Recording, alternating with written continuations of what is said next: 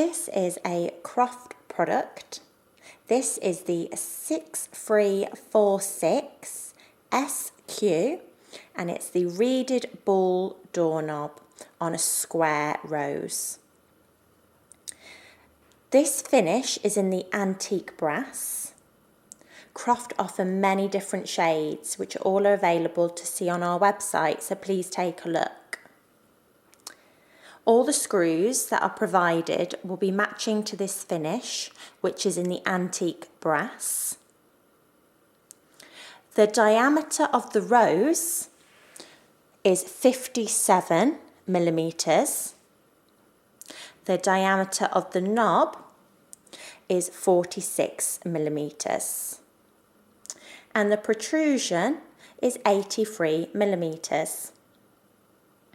If you require a latch, we do recommend the K2125, the tubular latch. This is all included in the product description.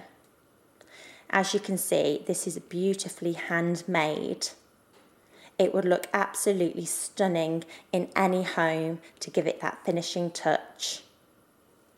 So this is the 6346 SQ reeded ball doorknob on the square rose, and the product code to this is D3448.